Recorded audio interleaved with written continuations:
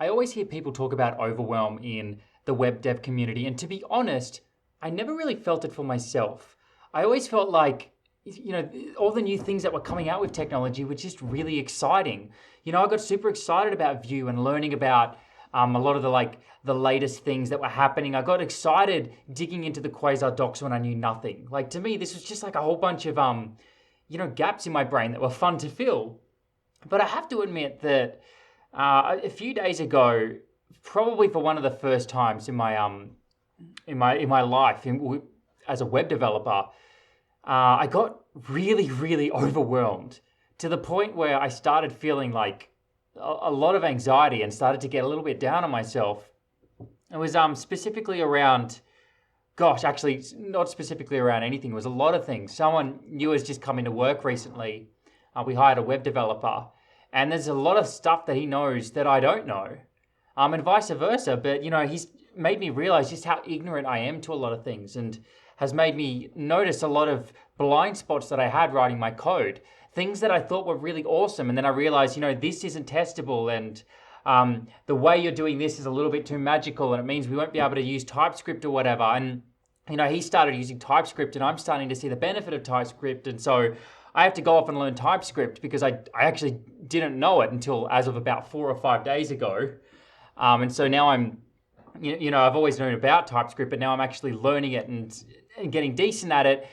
And then at the same time, I'm starting to realize that people aren't really going to be using Vuex 3 or 4 for state management anymore. They're going to start using, Vuex 5, which is coming out soon. And I'm doing a Quasar getting started guide. And at the moment, when I first started it, Quasar was using Vuex 4, but then literally in the middle of the guide, when I was about to do the Vuex 4 video, it was moved out of the dependencies by default. So Vuex 4 is no longer a dependency in Quasar.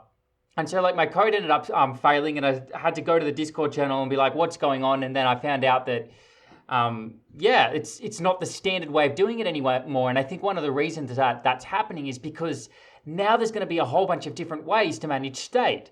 So you'll be able to use Pina, or you'll be able to use the composition API, or you'll be able to use Vuex 4, or you'll be able to use Vuex 5 when that comes out. And by the way, you can do it using provide or inject, or you can do it using a different pattern. What's that other one? There's provide and inject, and then there's just using the normal composition API, and then some persons, made a version of Vuex which is called lightweight Vuex or something like that. And I'm like, oh my gosh, how do I make a decision on this?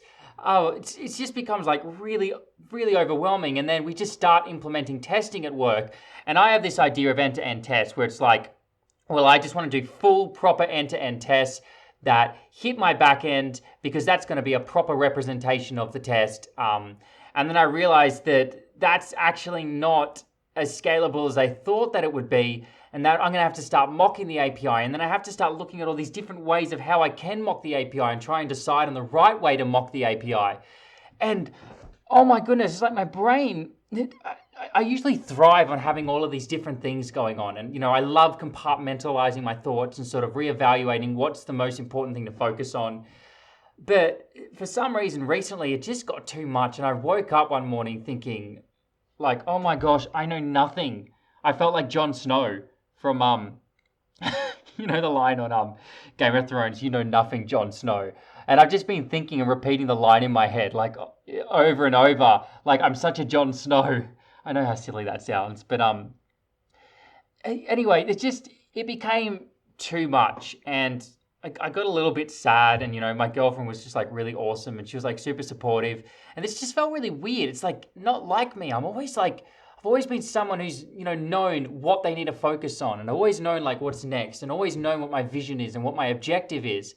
And then this just kind of hit me like a ton of bricks, and all of a sudden I realized this is what people start to feel when they become a real developer real developer, that's a really bad choice of words. This is what you start to feel when the weight of being a developer that has a whole bunch of different tasks kind of catches up to you, where it becomes so much that the excitement, you start to forget the vision. You start to get lost in all of the things you need to focus on. And that really draws your brain away from what's really important, which is like, why am I doing this?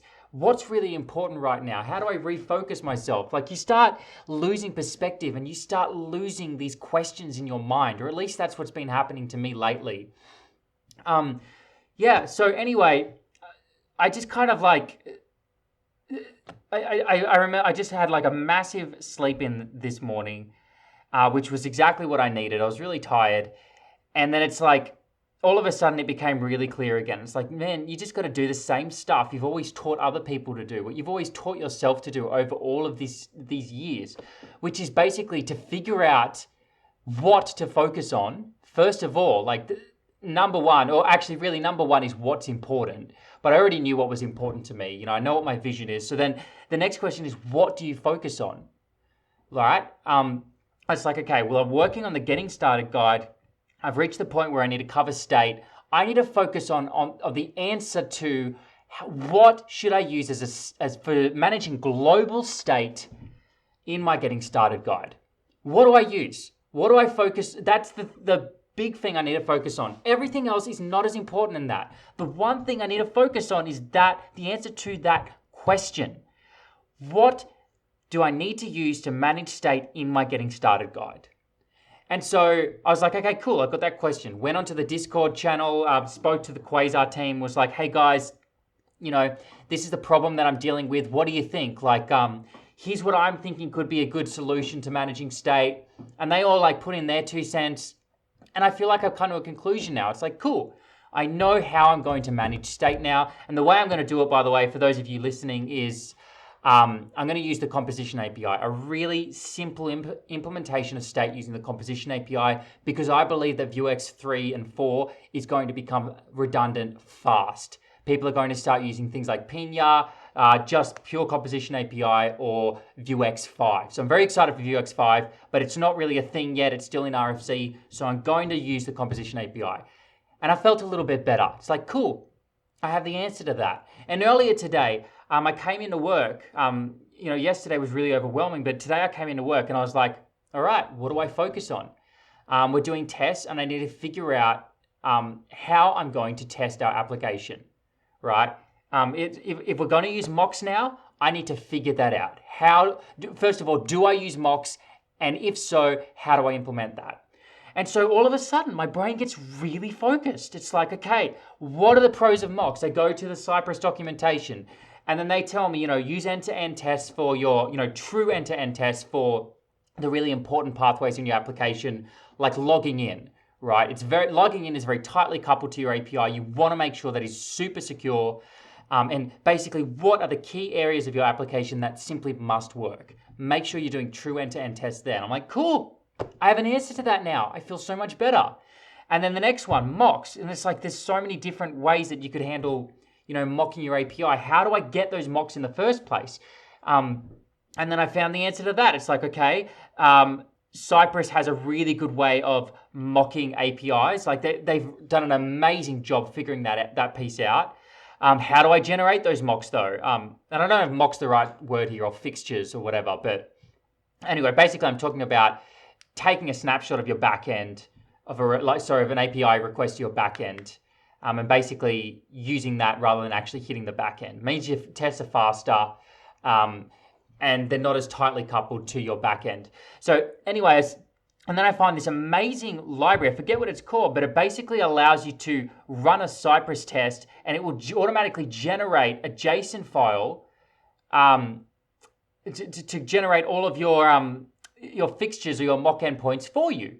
And so you run the test, and if it hasn't already made a request to the backend in the past and saved a copy of those requests, then it will do it for you then and there. And I'm like, oh my gosh, this is fantastic. I have the answer to that as well.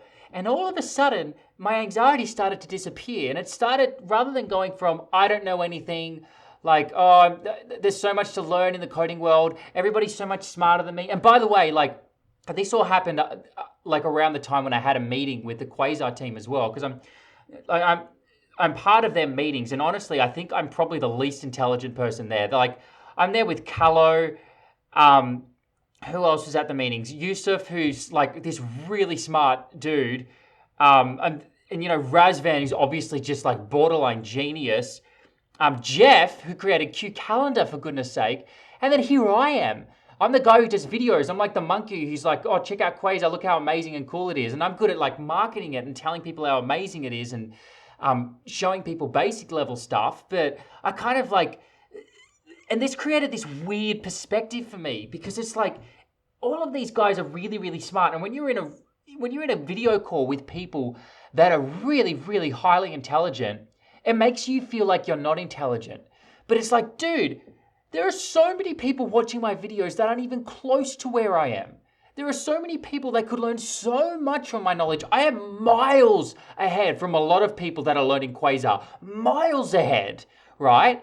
And I'm not saying this to be up myself or anything like that. I earned that through lots of like hard work and effort. It's not just natural intelligence or anything like that. It's hard work and coding every day, you know? I'm not naturally skilled at this stuff. It's like repetitive hard work. And then like this is how you end up with anxiety. Comparison is the thief of joy. It's so true. Like and so I got this real sense of like everybody around me is so much smarter than me. This new guy at work, and by the way, here's something else. It's most people feel unintelligent compared to people around them because we talk about what we know. We don't talk about what we don't know, or at least a lot of people talk about what they know, not what they don't know. And this makes you feel like the people you're talking to have, and not naturally they're going to talk about stuff that you often don't know anything about. And this gives you the illusion of a lack of intelligence, all right? Because, people are saying, talking about these different view states that they understand. And you go, well, I don't know that, therefore they must be smarter than me. Somebody's talking to me about different ways of testing I've never thought of. And I think, well, I don't know that, so therefore they must be smarter than me. It's like, yeah, but dude, when you flip that around, there's a whole bunch of things that I know about. I could talk for hours about things that I know about that the other person doesn't know about. And this is why a lot of people have this imposter syndrome and this fake sense of unintelligence, this fake sense of lack of knowledge. Oh, and I've just realized that my mic is using the wrong mic. So sorry, guys. You're going to get some weird audio quality on this podcast. But anyway, I feel like the point that I'm trying to make is if you're in one of those situations where you feel overwhelmed, there's just so much technology out there and you're losing the excitement. I'd say there's probably 3 steps that you need to take. The first one is you need to get reconnected with your vision. I talk about this all the time. Why are you coding? Why? If you have a strong enough vision, you will figure it out. You will find the energy. So you need to reconnect with that. Get really emotional about it. So that's the first thing. Figure out your why. Why are you doing this? The next thing, and this is what I particularly needed at this point in my life, is figuring out what is the what.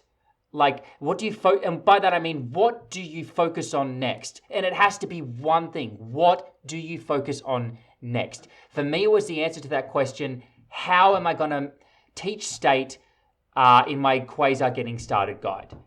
How do I handle state? How do I teach that? If you can figure out the answer to that question, everything becomes so much easier. And the third thing is you just need to do it then. And often you might want to take a break before you do it just to sort of recharge your batteries. I like having a long bath. That's what I do. I take like a 20-minute bath and I feel a little bit better. Maybe you just need to sleep a little bit more. Maybe you need to start eating better food because as you start feeling more stressed, you start eating worse foods, or at least that's what happens with me. And so they're the 3 things that I find I always go back to and they help me a lot. What is your why? Connect to that vision. What is the what? What do I need to focus on right now? And then just execute on that what, purely on that what. So anyway, I hope you found this one useful. I'm feeling a lot more energized now and ready to send you guys some more podcasts. Thank you so much for listening. And hey, if you love this kind of thing, then check out quasarcast.com/register. I really cannot wait to finish this Getting Started guide. I am so proud of what I've done so far. And I think that you're really going to love it. I really think it's going to benefit a lot of people to be able to get up and running fast on Quasar and to learn how to do things the right way. And hopefully this podcast has shown you I'm really dedicated to making sure that I teach you how to do things the right way. And I'm also starting to think about how can I make sure that I have some sort of an auditing process on Quasarcast. So like having buttons where you can basically offer feedback and say, hey, this is out of date, or hey, this bit of information is probably not right, or hey, this isn't really following best practices, so that then I can add like amendment note videos, like short videos where I basically correct myself on things in certain videos.